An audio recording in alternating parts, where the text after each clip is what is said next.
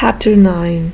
The next evening, one of the colony's men led Alan and David to a new hiding place. For a long time they walked in silence. They were feeling bad about what had happened at the cave. Finally, Alan spoke. "David, I feel things are not good between us now. Perhaps I should leave if you no longer want me with you." But this made David angrier. "I am not someone who leaves a friend in times of danger."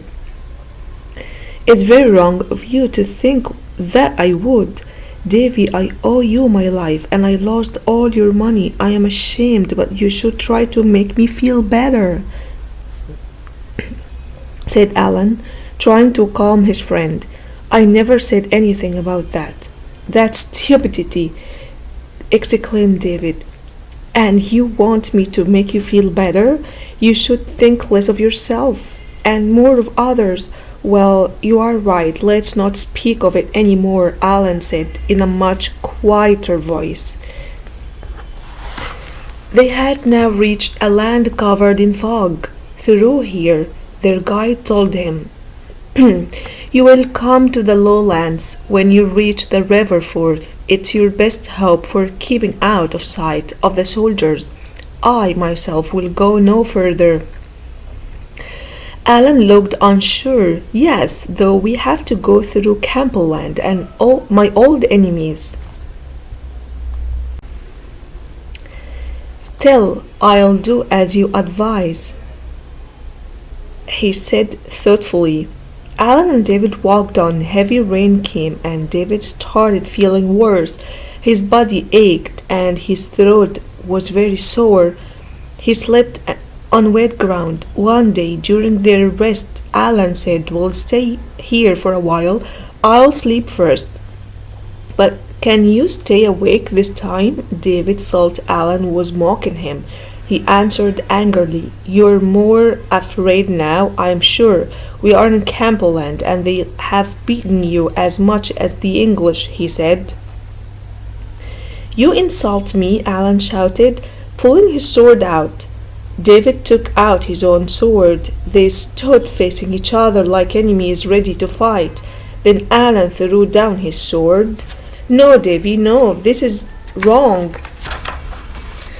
No matter what has happened, I still love you like a brother," he cried.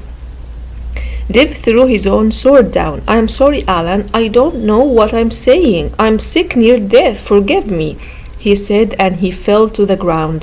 Alan ran to him and lifted him up. "I'm here, Davy. You won't die." Alan carried David in his arms. He knocked at the first door he came to, praying silently for help. In the land of an enemy, the house was of the McLaren family and they wanted to help. David and Alan stayed for 2 weeks and David recovered. Then they set out for the river named Forth.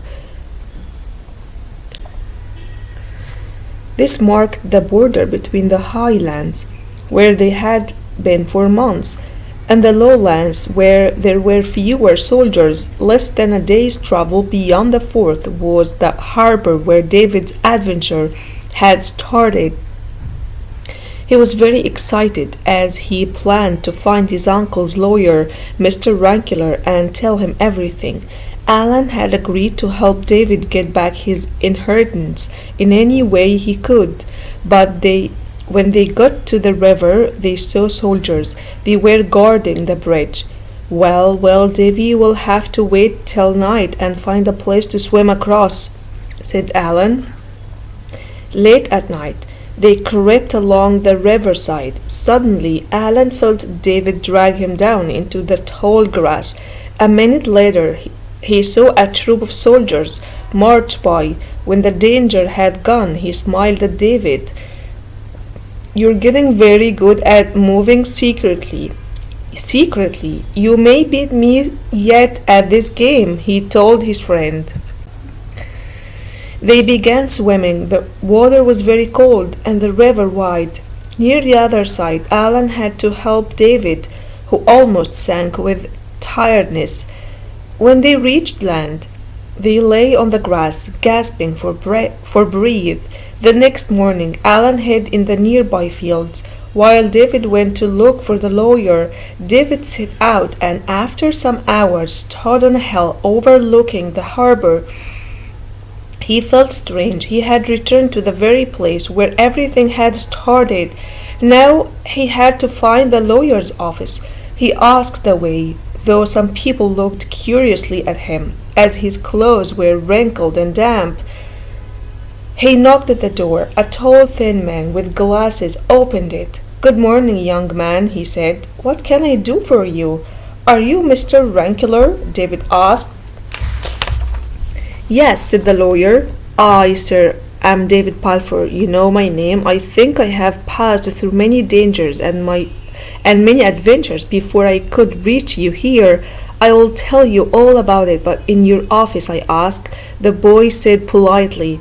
The lawyer looked at him in amazement. "Certainly, the Balfour name is known to me. Come on," he said.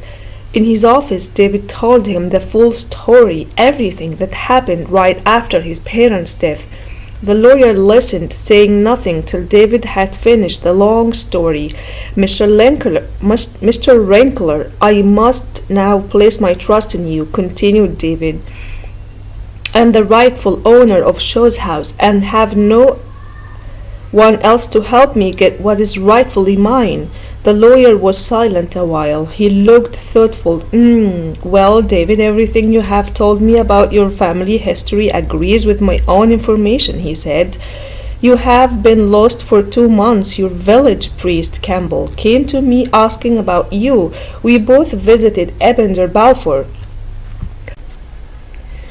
who said he had sent you to Europe for more education. Then we heard about the sinking of the ship named Covenant. A few survivors said you had drowned." He paused. "David, I believe you, but how can we prove this? We have no proof of what your uncle did. This means that the courts will not believe us." "If we could somehow make him admit what he did," Mr. Rankler said. Suddenly David had an idea. When he told it to the lawyer, he smiled. "An astonishing idea, David. So unusual it may work. Rest here now, and tomorrow we'll try it."